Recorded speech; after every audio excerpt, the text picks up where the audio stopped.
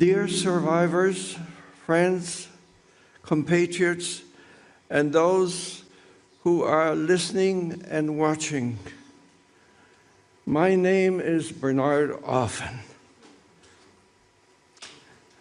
I have come to this place of death to talk to you about life. Although I feel torn to pieces inside, I'm almost 97 years young, and I'm a survivor of 5 camps, including this one. Why do I mention those days when you survive the Holocaust, when each day was a struggle to stay alive? You realize that each day of life is precious. I was born in Krakow and had a pretty fine life before the war started. I lived with my father and mother, Jacob and Gittel, and my sister Miriam, and my brother Sam and Nathan. I was the youngest. Life for Jews in pre-war Krakow wasn't perfect, but it was pretty good.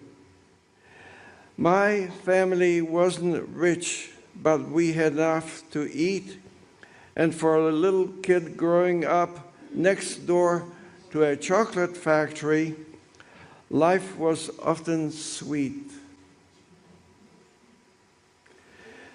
When the Germans invaded, life changed pretty fast. Our family didn't manage to stay together. I smuggled food into the Krakow ghetto. One day after returning, I learned from my father and my mother and sister had been taken from the ghetto. They disappeared. Later, I learned that they had been murdered in Belzec's death camp.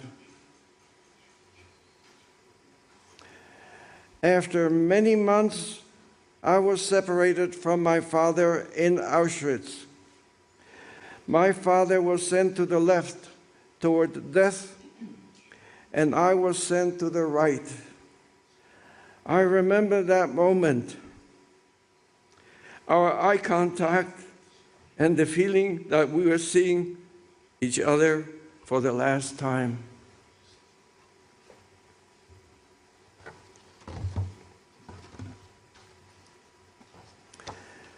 He was sent to his death, and I was given a chance to live. Then they tattooed a number on my forearm, and I was transferred to a transit camp. There, when I asked what happened to my father, my fellow prisoners replied that he was turned into smoke. It took me some time to understand what that meant. I saw how people died from hunger and torture. I heard sounds of suffering, gunshots, dogs.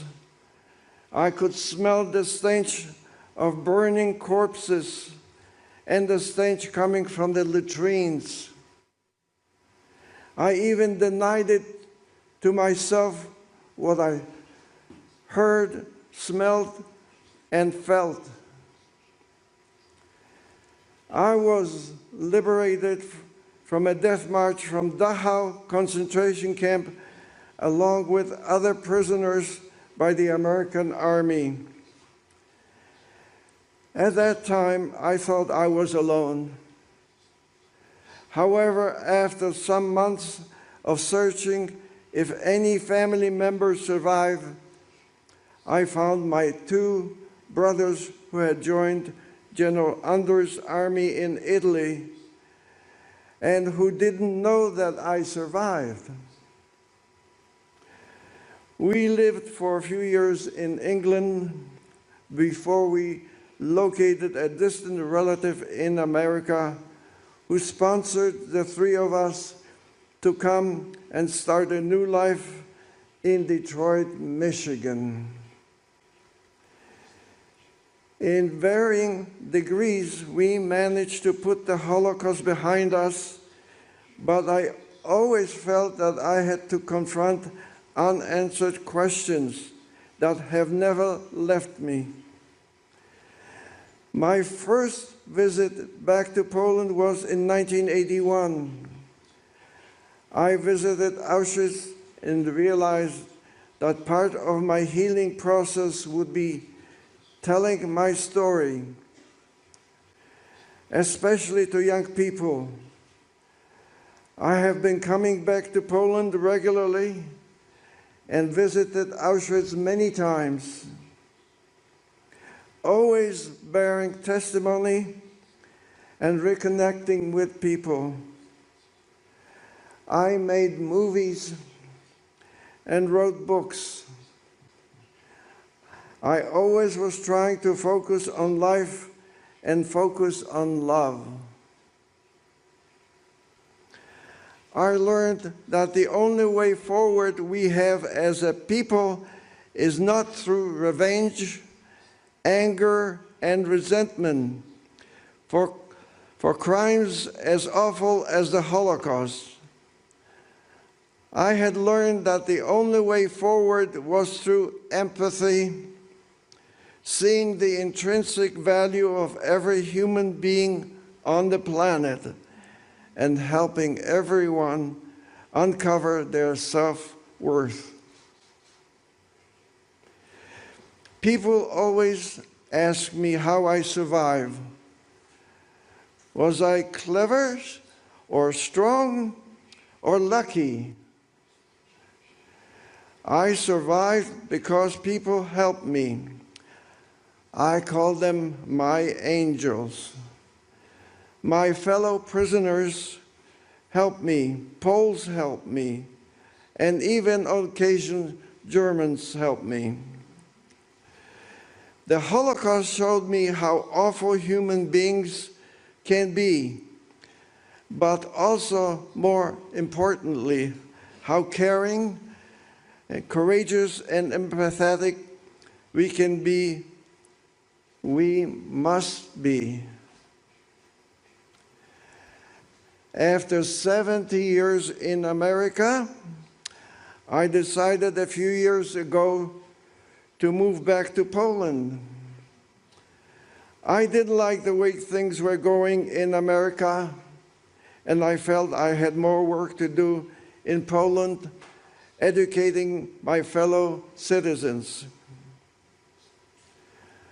So now, once again, I live in beautiful Krakow.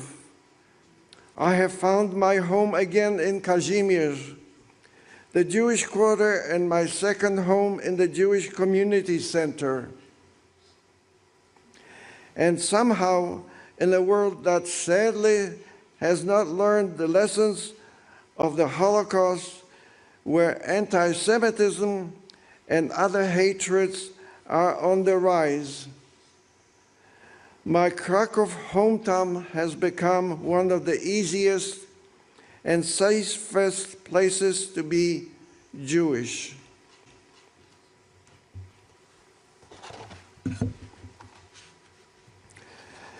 Every June, I do something incredible.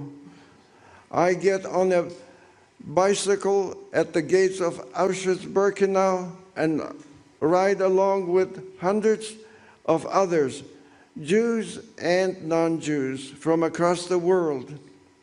From the darkness and despair of Auschwitz-Birkenau to the life and hope of the reborn Jewish community in Krakow during the ride for the living.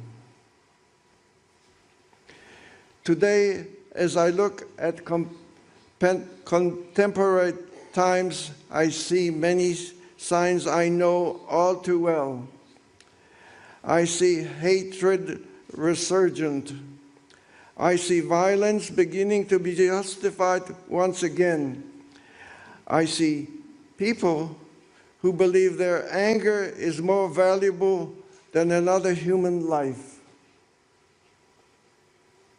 I say this because I am an old man who has seen where indifference leads to. And I say this because I believe. I truly believe that we can choose differently. I ask you today, let memory not be a burden. Let it be a light that guides us in the darkness. We, the witnesses, will soon pass away, but I believe this light will remain with you.